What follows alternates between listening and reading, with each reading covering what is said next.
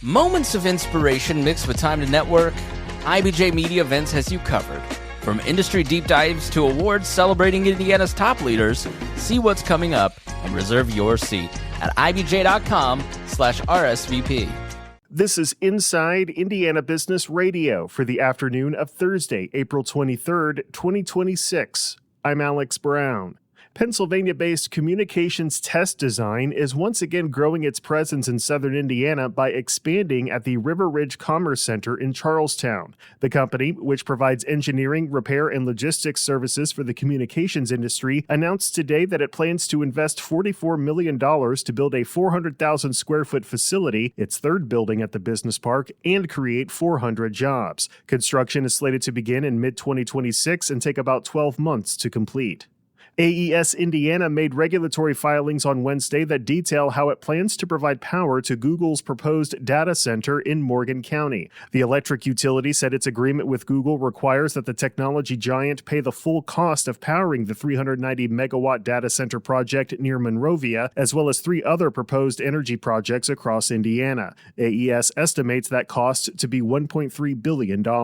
AES officials said the arrangement is set up to prevent the data center from increasing the overall rates of AES customers. Indianapolis-based TechPoint announced today that Purdue University President Mung Chiang will receive the Trailblazer Award at this week's 2026 Mira Awards. The award honors leaders whose work has made a lasting impact on Indiana's tech ecosystem and economic growth. From the number one source for Indiana business news, this is Inside Indiana Business Radio.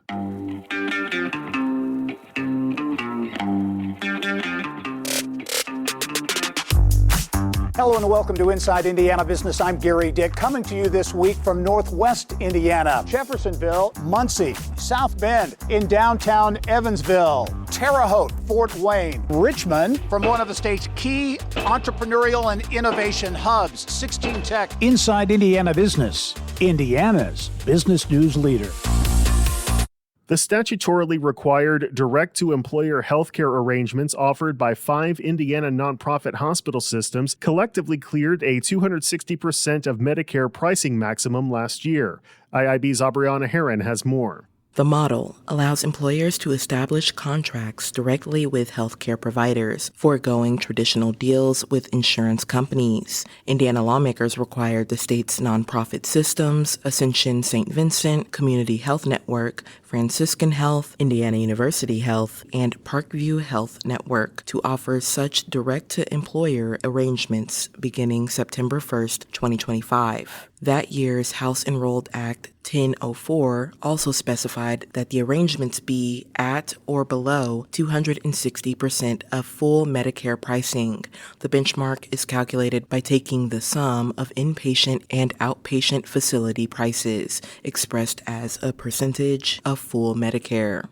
All 5 systems came in under the 260% mark for 2025, according to a report released Wednesday by the Indiana Department of Health. Ascension St. Vincent reported total performance of 171% of Medicare plan performance, the lowest of the 5, although it had to submit supplemental data for 6 plans for the Department of Health to successfully validate them. Some individual locations were above the 260% benchmark, including the Jennings, Randolph, and Williamsport facilities. According to the supplemental data, Community Health came in second at 190% of Medicare, followed by Parkview Health at 203% and Franciscan Health at 206%. IU Health reported the highest prices at 250% of Medicare, but was still 10 percentage points below the benchmark.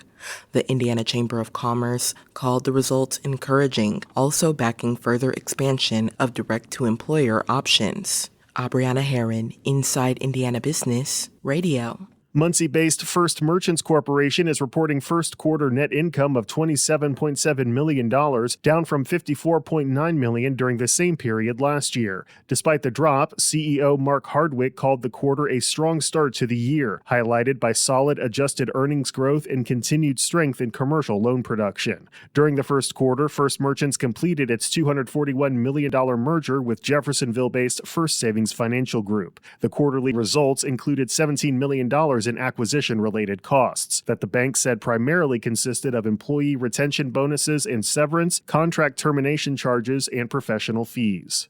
Indiana University's senior Gage Pratt is a lifelong athlete who's now adding founder and business owner to his resume. As a cyclist, Pratt says he and his teammates are always looking for ways to become more aerodynamic, and they noted issues with traditional paper race bibs. Pratt has officially launched the AeroBib, an adhesive piece of fabric that attaches to clothing without the need for pins. I've always loved the design process, and it's so cool seeing something that I've made just out there, and not only that, but improving the sports I love. I love that these athletes love it, and anything to help them out with, like I said, I want to focus on the comfort and convenience of athletes. Pratt said he plans to work on his business throughout the summer, and some outside organizations plan to use the AeroBib at upcoming events.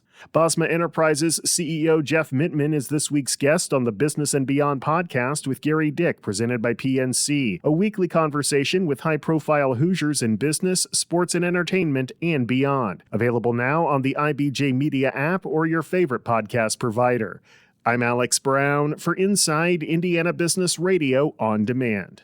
The economy and the market are in a hairy place these days. It's up a lot, it's down a lot, it's sideways, and it seems on the hour there's breaking news coming out of all areas of the country. How do you get your head around that? How do you not go crazy in the process? I'm Peter Dunn. You may know me as Pete the Planner, IBJ columnist, and my job for years has been to help you understand your financial life better in context with everything else going on. So, what am I encouraging you to do? Well, listen to the Pete the Planner Show. Yeah, it's a podcast. You can get it wherever you get your podcasts, or simply listen at ibjpodcasts.com. Do you want to know what really drives change in Indiana? You won't find it in sound bites, you'll find it in stories. Stories from CEOs, lawyers, coaches, entrepreneurs, and community advocates. That's the IBJ Media Podcast Network. Insightful, local, impactful. Find all of our shows by searching IBJ Media in your podcast app or visit ibjpodcast.com.